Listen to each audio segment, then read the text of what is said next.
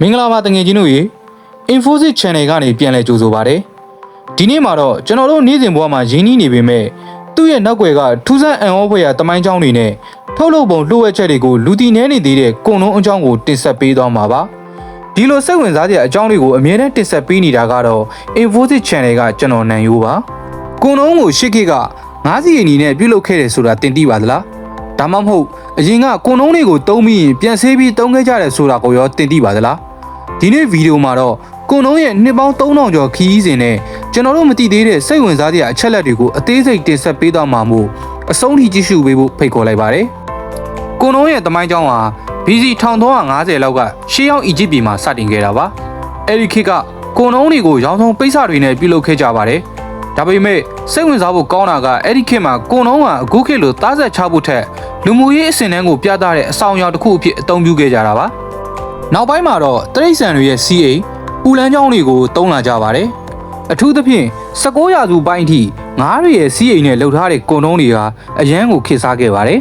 ပိုပြီးအံ့ဩဖို့ကောင်းတာကအဲ့ဒီခေတ်ကကုံလုံးတွေဟာအခုခေတ်လိုတစ်ခါသုံးမဟုတ်ပါဘူးကုံလုံးတစ်ခုကို10ကျင်းလောက်ထိပြန်ဆေးပြီးတုံးခဲ့ကြတာပါ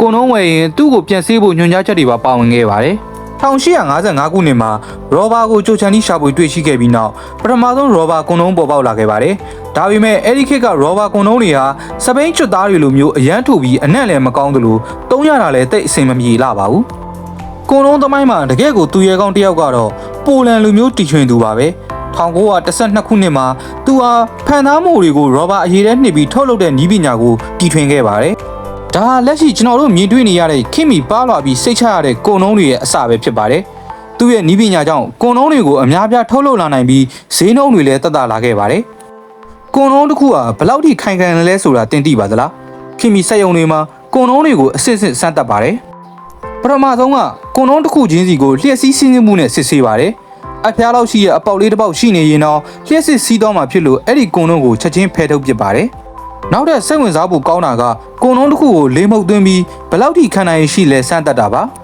ပုံမှန်အားဖြင့်ကုံလုံးတစ်ခုဟာပေါက်မသွားခင်ထိလေပမာဏ40လီတာအထိခံနိုင်ရှိရမှာဖြစ်ပါတယ်ဒါအပြင်ကုံလုံးတွေကိုသူ့ရဲ့မူလအရှိထက်9ဆအထိဆွဲဆန့်နိုင်စွမ်းရှိရမှာလည်းဖြစ်ပါတယ်ယနေ့ခေတ်မှာတော့ကုံလုံးဟာကိုဝင်တားဖို့ထက်ကျန်းမာရေးအတွက်မရှိမဖြစ်ကိရိယာတစ်ခုဖြစ်လာပါပြီတစ်နှစ်ကိုတစ်ကမ္ဘာလုံးမှာကုံလုံးအခုရေ6ဘီလီယံအထိအသုံးပြုနေပါတယ်အခုဆိုရင်အသားချင်းထိထွေးတယ်လို့ခန်းစားရတဲ့အလွန်ပါလာတဲ့ကုံလုံးတွေတရိတ်ဆန်ထွက်ပစ္စည်းလုံးဝမပါတဲ့ကုံလုံးတွေအပြင်အမှောင်ထဲမှာလင်းတဲ့ကုံလုံးတွေအထိပုံစံမျိုးစုံပေါ်ထွက်လာနေပါပြီ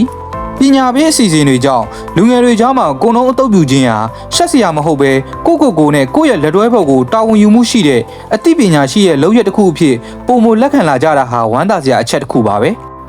ကဲတငယ်ချင်းတို့ရေဒီနေ့ Infosys ကနေတင်ဆက်ပေးခဲ့တဲ့ကုံလုံးအကြောင်းကျွန်တော်တို့မသိသေးတဲ့လှုပ်ဝက်ချက်တွေနဲ့တမိုင်းကြောင်းဗီဒီယိုလေးတွေကနေဘူတုဒ္ဒတွေအများကြီးရရှိသွားမယ်လို့မျှော်လင့်ပါတယ်